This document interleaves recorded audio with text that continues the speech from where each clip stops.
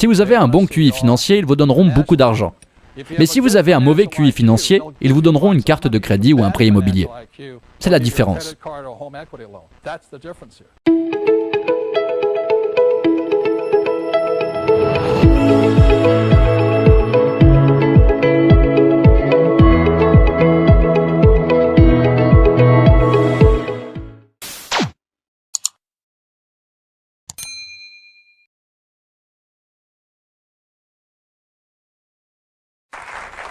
Donc un petit rappel, au 19e siècle, le monde est passé du socialisme au capitalisme. Et la raison pour laquelle c'est si important, c'est que le monde a changé. Et cela a obligé beaucoup de gens qui étaient en tant que E ou S à devenir des investisseurs. Comme je l'ai dit, mon pauvre père était un homme très intelligent et bon, mais il n'était pas un investisseur. Il y a des gens qui sont des investisseurs passifs, et c'est ce que sont la plupart des gens. Et ils vont dans leur entreprise et espèrent que la personne qui gère leur argent soit plus intelligente qu'eux. Et le troisième type est l'investisseur actif. Maintenant, si vous voulez être un investisseur actif, vous devez avoir une éducation financière. Et l'une des clés de l'éducation financière, beaucoup de gens disent, eh bien, il faut de l'argent pour faire de l'argent. Certaines personnes ont déjà entendu cette déclaration. Eh bien, ce n'est pas vrai. Il ne faut pas d'argent pour faire de l'argent. Tout commence par ce qu'on appelle les mots de vocabulaire. La langue anglaise compte environ 2 millions de mots. Et chacun d'entre nous, en tant qu'individu, maîtrisons environ 5000 mots. L'une des façons de commencer à accroître votre richesse et votre capacité financière est donc de changer votre vocabulaire.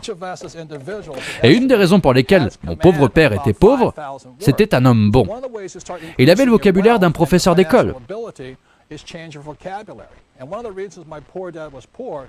Tu sais, il pensait que les prépositions étaient vraiment importantes. Mais je n'ai jamais gagné $1 avec une préposition. Alors sachez que les mots vous rendent riche. Et je vais m'y mettre tout de suite. La base de l'éducation financière, ce sont les mots. Et ça, c'est ce qu'on appelle un état financier. Comme mon père riche me disait souvent, tu sais, c'est ton bulletin de notes. Quand tu grandis, quand tu quittes l'école, comme le disait mon père riche, son banquier n'a jamais, vraiment jamais demandé à voir son bulletin de notes. Tu sais, le banquier n'a jamais dit, dites-moi, dans quelle université es-tu allé ? Êtes-vous un étudiant ? Il ne demande jamais ça. Si vous êtes un investisseur professionnel, il vous demandera ce qu'on appelle un état financier. Si vous n'êtes pas un investisseur ou un investisseur passif, ils vous demanderont un rapport de crédit. Donc pour commencer à devenir riche, vous devez avoir l'un de ces éléments. Je veux dire, c'est un must. Ces personnes ont des rapports de crédit. Ces personnes ont des états financiers. Ce sont de très grandes différences. Commençons donc par les mots. Et l'un des plus grands mots pour lesquels les gens se trompent de définition sont ces mots ici, actif et passif. Combien de personnes ont déjà entendu des gens dire « ma maison est un actif » ? Bien, c'est la mauvaise définition, c'est ça le problème. Donc je vais vous donner la définition que mon père riche m'a donnée. Vous ne trouverez pas ça dans un dictionnaire. Donc la définition d'un actif est quelque chose qui met de l'argent dans votre poche, que vous travaillez ou non. C'est très simple. Donc quand vous regardez cet état financier, il s'agit du compte de résultat et du bilan. Il y a une autre forme que le contenu de base exige. Je ne suis pas comptable, mais le contenu de base exige ce qu'on appelle le tableau des flux de trésorerie, le cash flow. Et ce que cela vous montre ici, c'est que ces actifs mettent de l'argent dans votre poche. Ainsi, par exemple, j'ai une maison, et chaque mois, disons que je donne $100 pour l'entretenir. La maison est un actif, mais si vous la louez, elle devient passive. C'est donc le schéma de flux de trésorerie d'un passif. Donc lorsqu'une personne dit que sa maison est un actif, je lui demande alors, est-ce que cette maison met de l'argent dans votre poche aujourd'hui ? Non, non, non, mais elle a pris de la valeur. Cela montre un manque d'intelligence financière. Je ne dis pas qu'il ne faut pas acheter de grandes maisons, je ne dis pas ça. Je dis juste qu'il ne faut pas utiliser le mauvais mot. Ou alors je pourrais avoir une voiture, si j'utilise une voiture comme taxi. Et chaque mois, cela mettrait $1000 dans ma poche. C'est un actif. Mais j'ai ma BMW ici, et elle me coûte $1000 par mois. C'est un passif. C'est donc très simple. Il ne faut donc pas appeler les actifs ou les passifs des actifs. C'est là que les gens ont des problèmes. La prochaine chose dont je veux vous parler, mon banquier ne m'a encore jamais demandé mon bulletin de notes. Et mon banquier, si je dois lui emprunter beaucoup d'argent, il veut voir mes finances. Et ce qu'un banquier recherche, c'est votre QI financier.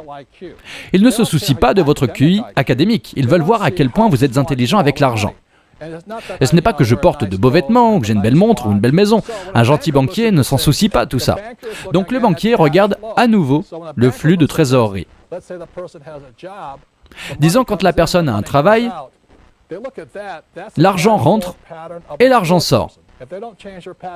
C'est le schéma de trésorerie d'une personne pauvre. S'ils ne changent pas leurs habitudes, ils seront pauvres.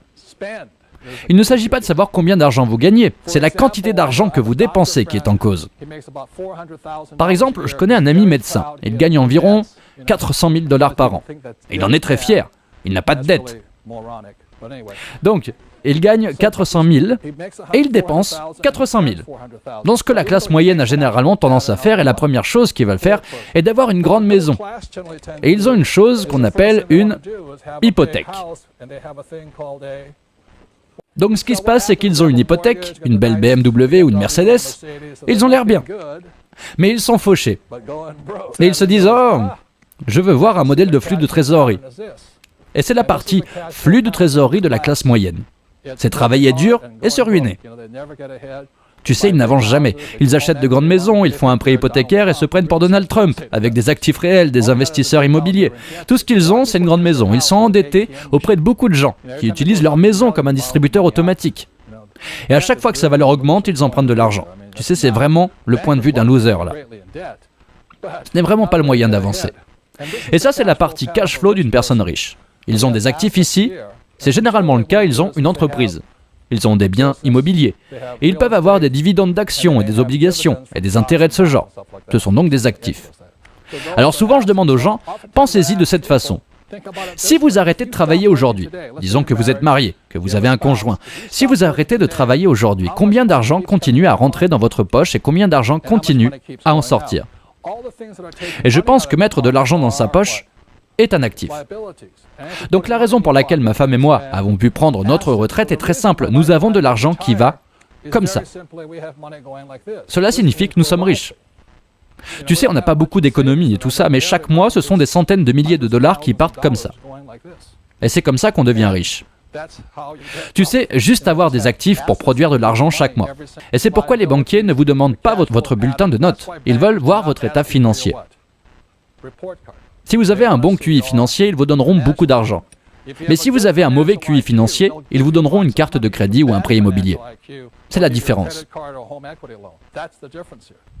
Les pauvres dépensent leur argent. La classe moyenne enterre son argent, tu sais, faire des économies. Et les riches savent comment multiplier leur argent. Donc la vraie clé n'est pas tant de savoir combien de revenus vous faites, mais où vous mettez votre argent. Ce sont des dépenses. Est-ce que vous dépensez votre argent de cette façon ou bien de cette façon? Et c'est pourquoi les gens ont toujours essayé de gagner plus d'argent. Ils n'avancent tout simplement pas parce qu'ils ne cherchent pas au bon endroit. Il s'agit de savoir à quoi vous consacrez votre argent et votre temps. C'est pourquoi je vous remercie d'être ici ce soir. Et c'est vraiment important la façon dont vous dépensez votre temps et votre argent. Ça fait une différence. Et puis la troisième chose est la suivante. Quand votre banquier dit que votre maison est un actif, les banquiers ne vous mentent pas. Cela l'expliquera mieux, car comprenez ceci, si vous avez une hypothèque sur un bilan, il doit être équilibré.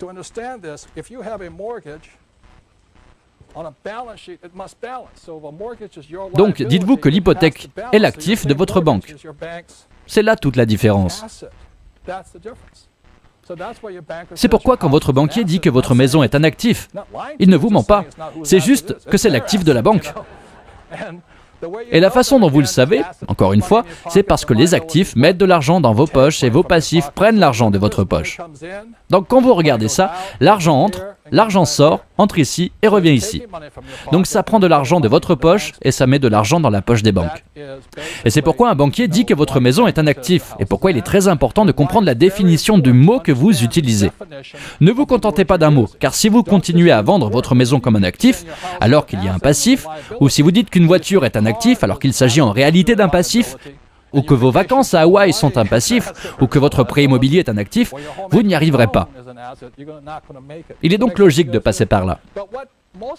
Mais ce que la plupart des gens vous disent, c'est ceci. Travaillez dur, faites des économies, effacez vos dettes, investissez à long terme et diversifiez. Combien de personnes ont entendu ça? Ok. Et si j'en parle ici, c'est parce que vers 1996, je regardais cette émission matinale très célèbre, diffusée dans tout le pays, vous savez. Et ce jour-là, nous avions l'expert financier de tous les temps, un génie. Et il va vous donner des conseils financiers pour la nouvelle année. Bienvenue, un tel ou un tel. Et il sort un expert financier et il fait « Salut tout le monde! Ce que je recommande pour cette année 97, travailler dur, économiser de l'argent et se désendetter. » Je ne peux même pas le faire directement. Investir à long terme et diversifier, et tout le monde est censé le faire. Oh, merci pour votre sagesse sur ce sujet financier. Nous vous remercions vivement. Oh là là là là, vivement l'année prochaine. Puis l'année qui suit, la même chose. Et pour la nouvelle année, je vous recommande quoi les gars? Eh bien travaillez dur, économisez de l'argent, éliminez vos dettes, investissez à long terme et diversifiez. Oh, je ne peux pas le croire, mais quel génie de la finance! Donne-lui ma main, je n'y arrive pas à y croire. Même type, même message, même conseil. Et il pense que c'est brillant. Puis après, 2000, le marché boursier a commencé à s'effondrer et ils ont fait venir le même expert qui leur a recommandé de travailler dur, d'économiser, de se désendetter, d'investir à long terme et de se diversifier. Et le marché n'a cessé de s'effondrer et il a continué à donner les mêmes conseils. Et voici ce que je veux dire à propos de ces conseils entre l'an 2000 et 2004. Des millions de petits investisseurs ont perdu environ 7 à 9 000 milliards de dollars au moment même où Wall Street versait certains de ses plus gros bonus. Et c'est le conseil que nous donnons aux gens ici. Je tiens à vous dire que ce conseil fonctionnait avant. Ça ne marche pas aujourd'hui. Je ne dis pas que c'est un mauvais conseil, je dis juste que ça marchait dans les années 70. Après 1994, ça a commencé à changer.